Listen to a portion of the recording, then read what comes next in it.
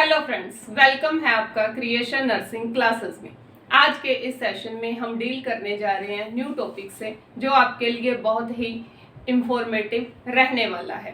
अगर आपको मेरा आज का ये टॉपिक अच्छा लगे तो प्लीज़ शेयर करें, कमेंट करें, लाइक करें और सब्सक्राइब करें और नीचे दिए गए बेल आइकन को प्रेस करें ताकि और भी जो मैं न्यू वीडियोस डालूं उसका नोटिफिकेशन आपको मिल सके।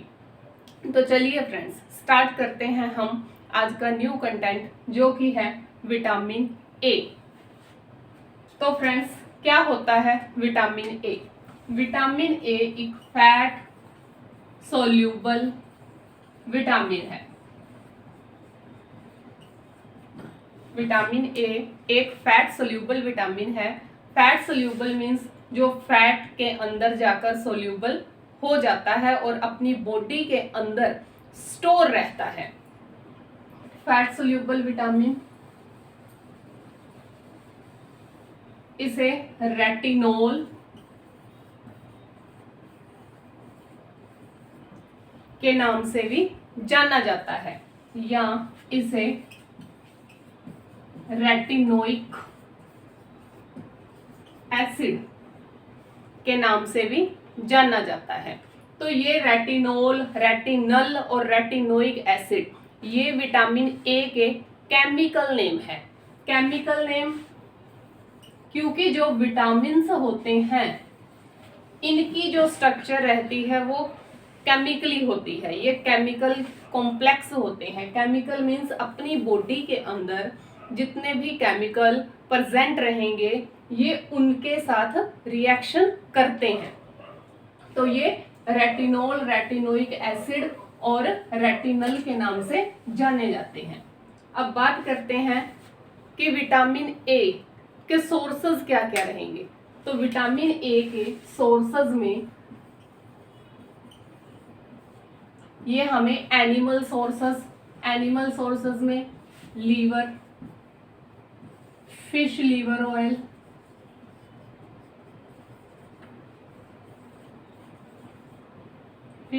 ऑयल, किडनी, इनसे मिलते हैं।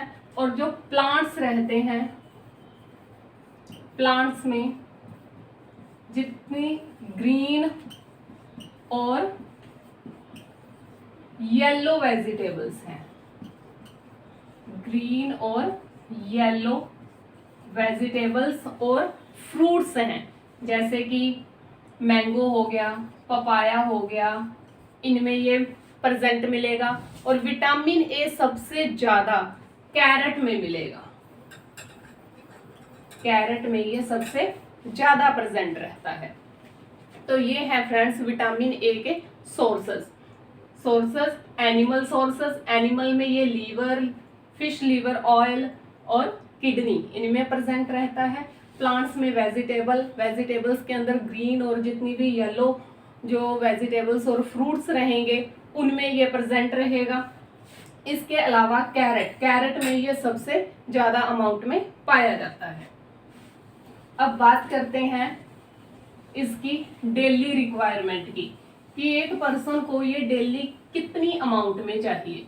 तो ये एक विटामिन है। विटामिन बहुत ही कम अमाउंट में इनकी आवश्यकता अपनी बॉडी को होती है। तो इसकी डेली रिक्वायरमेंट अगर देखें, डेली रिक्वायरमेंट में जो मेल रहेंगे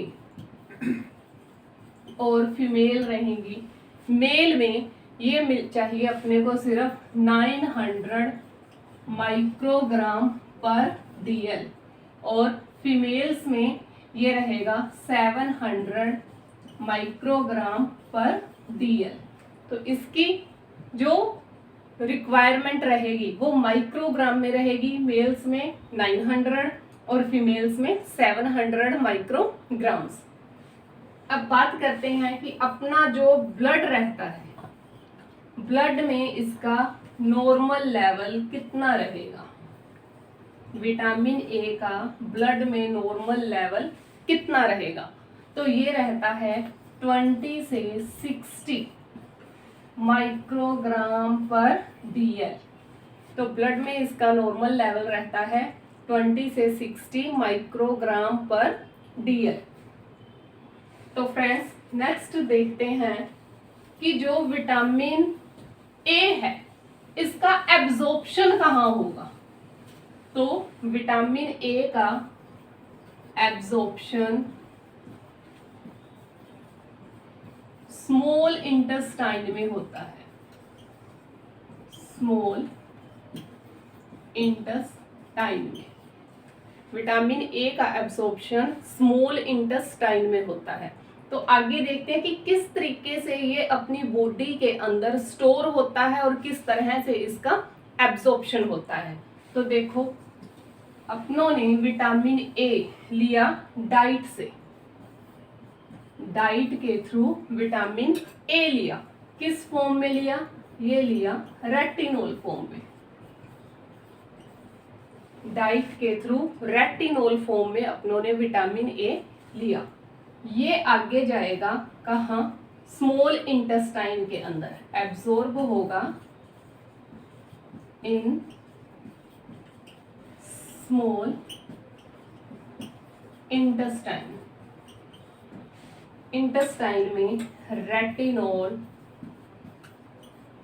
कन्वर्ट हो जाता है रेटिनोल एस्टर में, सॉरी फ्रेंड्स, रेटिनाइल एस्टर में। तो स्मॉल इंटेस्टाइन में इसका एब्जॉर्प्शन हुआ, जहां जाकर रेटिनोल रेटिनाइल एस्टर में कन्वर्ट हो जाता है। ये पूरी प्रोसेस रहती है स्मॉल इंटेस्टाइन में। अब स्मॉल इंटेस्टाइन से ये जाता है लीवर के अंदर। तो लीवर में जाएगी इसकी रेटिनाइल एस्टर वाली फॉर्म। तो रेटिनाइल एस्टर कन्वर्ट हो जाएगा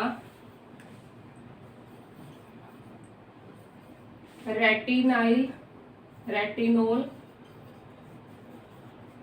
पाल्मिटेट के अंदर। ये रेटिनाइल एस्टर लीवर के अंदर जाकर रेटिनोल पाल्मिटेट में कन्वर्ट हो जाता है।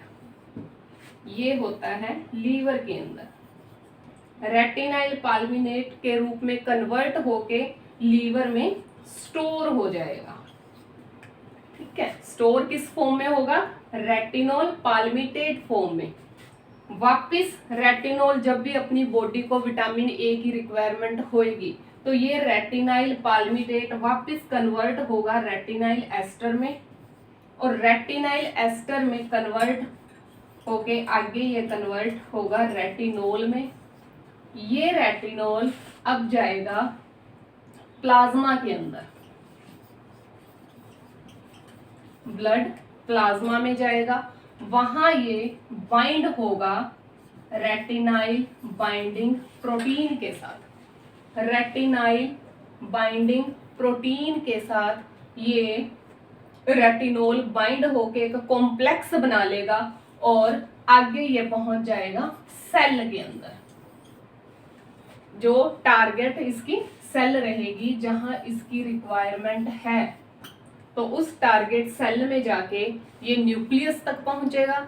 न्यूक्लियस से आगे ये डीएनए तक पहुंचेगा और डीएनए पे जाके ये अपना वर्क करेगा। तो ये था फ्रेंड्स कि विटामिन ए अपनी बॉडी में किस तरह से स्टोर होता है, कैसे इसकी एब्जॉर्प्शन होती है और किस तरह से आगे ये जाके टारगेट सेल पे अपना वर्क करता है। तो फ्रेंड्स नेक्स्ट अपने डिस्कस करते हैं कि जो विटामिन ए है, विटामिन ए के फंक्शन क्या क्या रहेंगे, इसका काम क्या है, क्यों जरूरी है ये अपनी बॉडी के लिए। तो इसके फंक्शंस में अपने देखेंगे। फर्स्ट और मेन इसका जो फंक्शन रहता है वो रहता है विजन। विजन के लिए ये सबसे ज्यादा इंपॉर्टेंट है। नेक्स्ट रहता है प्रोटीन सिंथेसिस के लिए। नेक्स्ट रहता है, नेक्स्ट इसमें आएगा ये एंटी इन्फेक्टिव है, यानी कि इन्फेक्शन से बचाता है। एंटी इन्फेक्टिव है।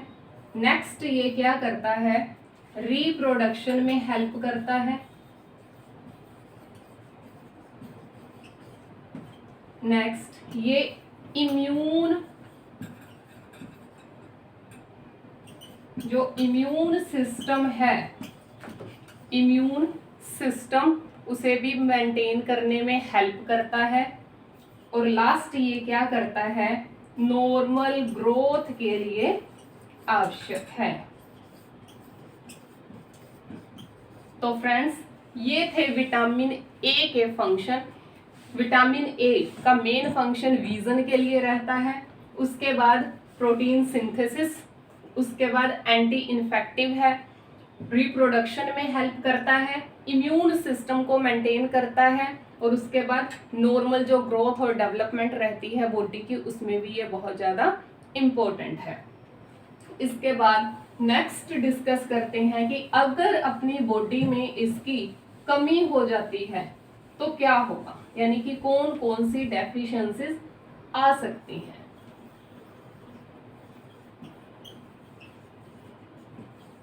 तो विटामिन ए की कमी की वजह से कौन कौन सी डेफिशिएंसीज आ सकती हैं। तो इसमें फर्स्ट वन देखेंगे, night blindness. Main role vitamin A का विजन से रिलेटेड है, इसीलिए ज्यादा इफेक्ट किस पे पड़ता है, अपनी आईज पे पड़ता है। तो फर्स्ट आता है इसमें नाइट ब्लाइंडनेस। सेकंड रहता है जीरोपथैल्मिया। थर्ड रहता है कीरेटोमलेशिया।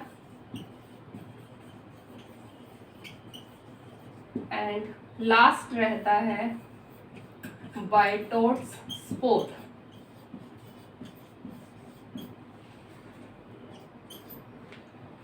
तो ये विटामिन ए की डेफिशिएंसी की वजह से नाइट जो अपनी आईज है उनमें कौन कौन सी प्रॉब्लम्स आती हैं, नाइट ब्लाइंडनेस, जीरोपथैल्मिया, कीरेटोमलेशिया और बाइटोट्स स्पोर्ट्स जैसी डेफिशिएंसीज देखने को मिलती हैं। तो क्या होता है नाइट ब्लाइंडनेस? नाइट ब्लाइंडनेस एक ऐसी डिजीज है जिसमें क्या रहेगा, जैसे जैसे नाइट होगी या इवनिंग का टाइम स्टार्ट हो जाएगा या फिर जैसे ही लाइट जो है वो डिम होनी स्टार्ट हो जाएगी, पर्सन को दिखना बंद हो जाता है, तो ये कहलाता है नाइट ब्लाइंडनेस। उसके बाद जीरोपथैल्मिया, इसमें क्या होता है, जो अपनी आईज हैं, आईज का कंजक्टिवा और कॉर्निया वाला जो पोर्शन है वो ड्राई हो जाता है। तो जीरोपथैल्मिया में ड्राईनेस आ जाती है, किसमें, कंजक्टिवा में, और कॉर्निया वाले पोर्शन में ड्राईनेस आ जाती है। कीरेटोमलेशिया में क्या रहता है कि जो कंजक्टिवा है और जो कॉर्निया है वो क्या हो जाएगा, बहुत ही ज्यादा सॉफ्ट और क्लाउडी हो जाता है, सॉफ्ट और क्लाउडी हो जाता है। और बाइटोट्स स्पोर्ट में क्या होगा, कंजक्टिवा वाले पोर्शन में ट्रायंगल शेप के स्पॉट्स बन जाते हैं, व्हाइट कलर के पैचेस बन जाएंगे कंजक्टिवा वाले पोर्शन में, वो कहलाएगा बाइटोट्स स्पॉट। स्पॉट के नाम से आप स्पॉट यानी कि धब्बा, तो ट्रायंगल शेप के छोटे छोटे धब्बे बन जाते हैं, वो कहलाता है बाइटोट्स स्पॉट।